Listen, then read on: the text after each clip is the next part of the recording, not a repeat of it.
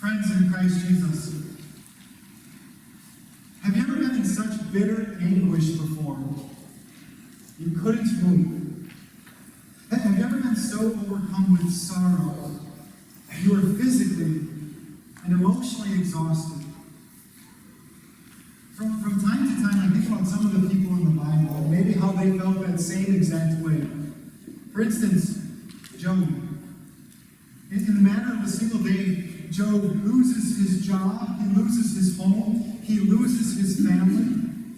It's no surprise that most of the book of Job, we find him essentially paralyzed, sitting in anguish and sorrow among the ashes. Or do you remember the story of Hannah? Hannah was barren. She had no children. God had closed her womb. And year after year, Hannah would go to the temple and pray to God for a child. And one year, she was praying. She was in such bitter anguish, her soul overcome with sorrow. She was crying and crying and crying. Tears of bitterness were flowing from her soul. She was so overcome with sorrow that her lips were moving, but no words would come out. Have you ever been in such bitter anguish before you couldn't move?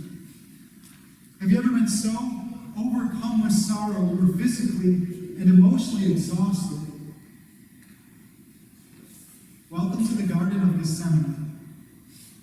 Today we are continuing our series, The Places of Jesus' Passion. And today when we go to this garden, do you know what we see? We see Jesus overcome with anguish. We see the disciples exhausted from sorrow.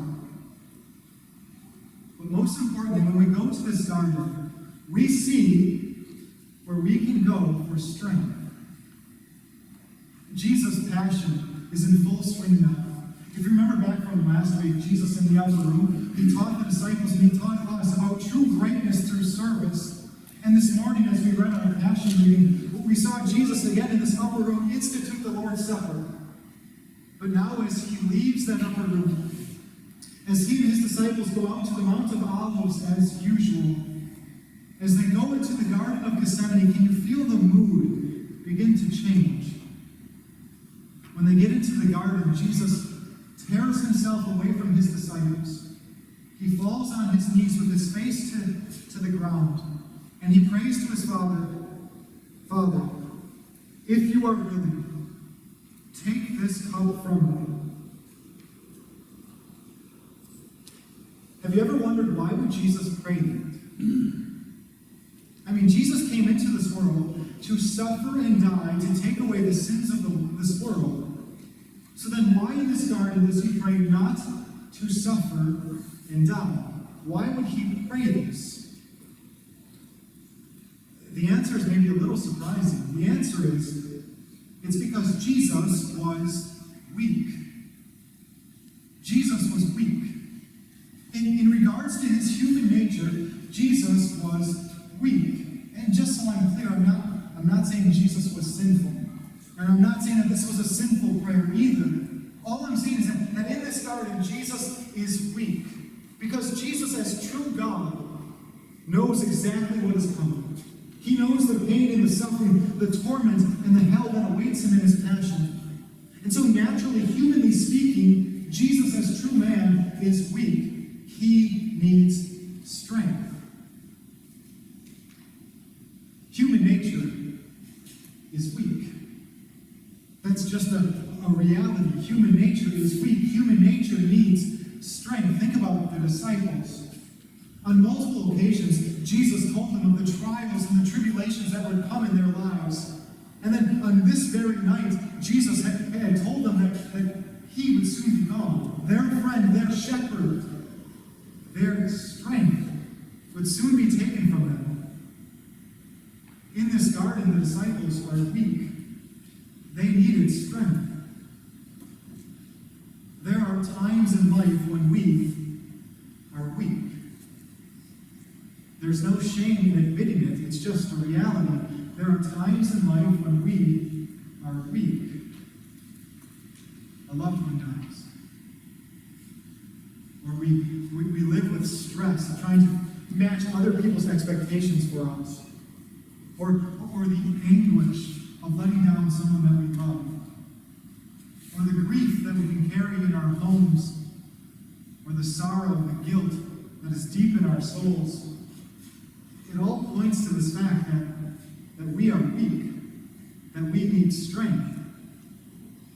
The question is, so where do we go? Where do we go for strength? Where do we go when we are weak? If we were to ask this question of a secular psychologist, or read any number of self-help books, or listen to mainstream media, or many of the celebrities on TV, do you know what their answer often is? Often their answer is, strength can be found within. That strength is within you. You just need to have faith in yourselves. You need to find your strength. You need to channel it. You need to harness it. Maybe for you, maybe your strength can be found in your accomplishments. A promotion, an early retirement, a higher degree. Or maybe your strength is in your relationships, a happy marriage, or a happier marriage, or children who love you, or grandchildren who adore you. Or maybe your strength is in your possessions, a new home, a nicer car, new clothes. The world teaches us that when we are weak, when we need strength, all we have to do is we have to look within. The strength we need is within ourselves. But is that really true? On this very night, before the disciples even went into the Garden of Gethsemane, they promised Jesus that they would be there for him. They promised that no matter what would come, even up until the point of death, they would stay by his side. They would be his strength. But when we look back to the garden, what do we see? The disciples are weak. So weak, so exhausted from sorrow, Luke says, that it's not even death that overcomes them. It's sleep. They are so weak, they can't stay awake. And then when those trials and tribulations of life do come, as Jesus told them they would come, as those trials and tribulations do come in this garden, in the form of Judas and the mob, what happens? The disciples are so weak that they run away. They abandon Jesus. They leave him all by himself. The disciples thought that they could be strong. They thought strength could be found within.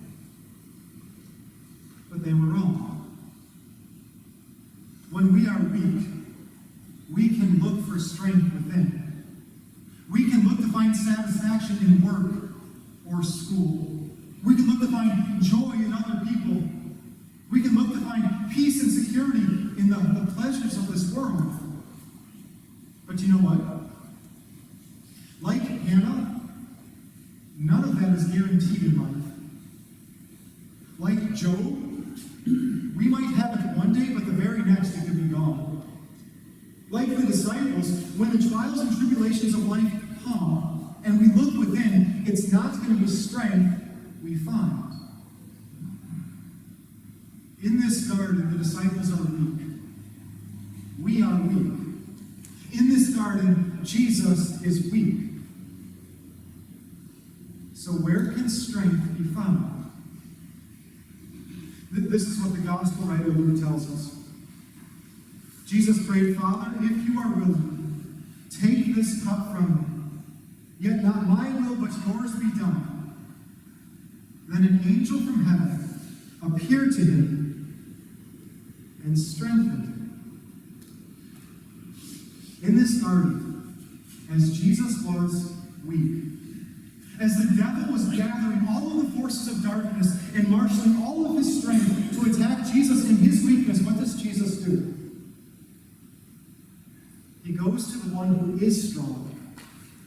He goes to the one who can strengthen, and he prays, Father, your will be done. Give me strength. And God listens. God listens. He hears Jesus' prayer, and God sends an angel from heaven to come and strengthen Jesus in this garden. In this garden, Jesus is strengthened so that now he can rise from his knees and wipe the bloody sweat from his brow. He is strengthened so that he can now face what comes next.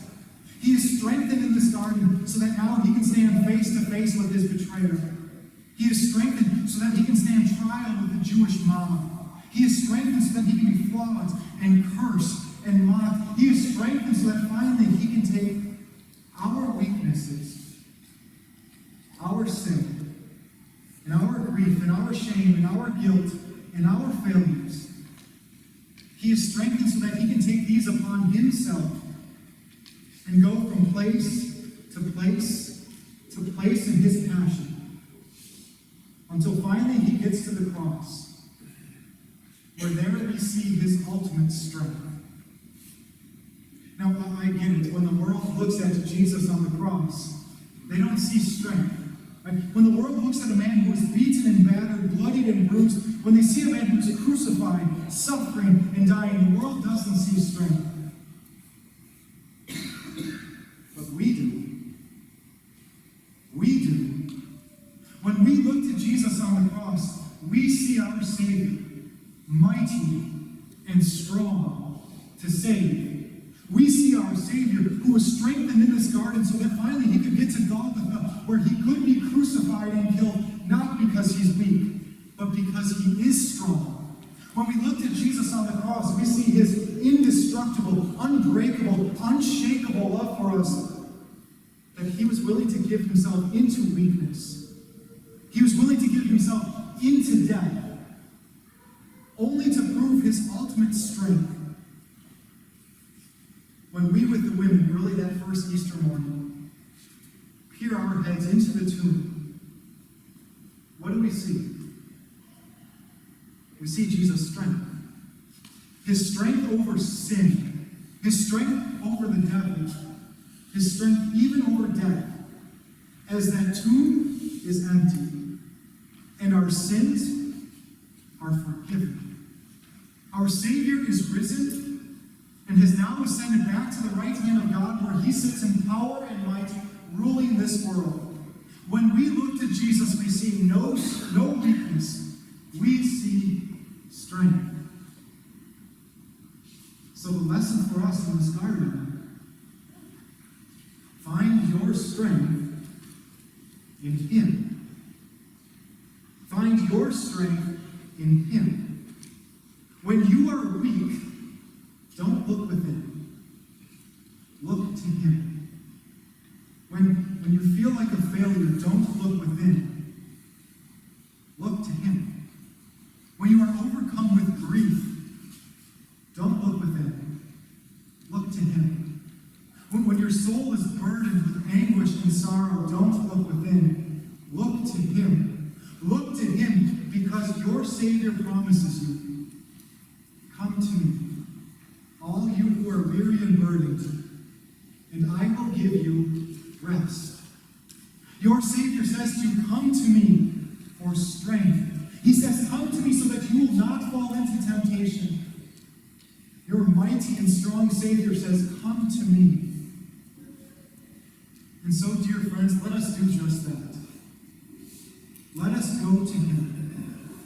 Let us find our own garden, our own safe haven, our own hallowed ground, where we can daily go to our Savior, Jesus Christ, because it is in him that our strength is found. Amen.